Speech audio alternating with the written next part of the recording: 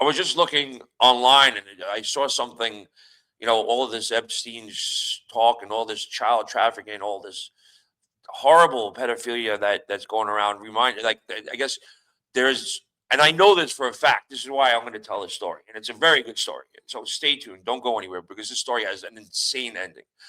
So the story that I read was about how guys, older middle-aged men going down to third world countries and paying for sex with children.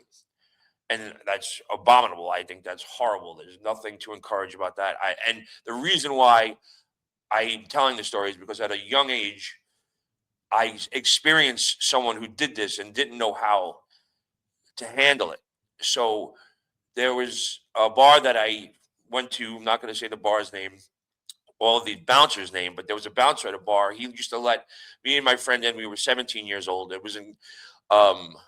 it was in, no, it was in Sheepshead Bay, Brooklyn.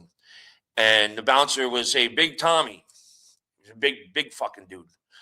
And every, once in a while, he'd go away for the week and then he'd come back. And then at the end of the night, he had no problems, no qualms telling everybody what he did. And I was too young and too drunk at the end of the night to really comprehend. It was kind of like, he kind of made it seem okay. And because he was such a big, intimidating guy and nobody else said anything, I just kind of let it go by.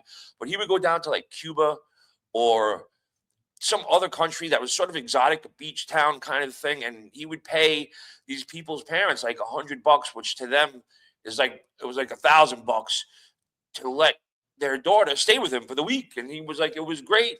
She would cook and clean and this and that. And this guy was probably about 6'5", 350 pounds. So he really wasn't getting anything in the States, which doesn't justify anything. But if he wanted to get something, he had to go down. And he would say, yeah, but down there, they can say, he made all these excuses. And I was like, yeah, whatever.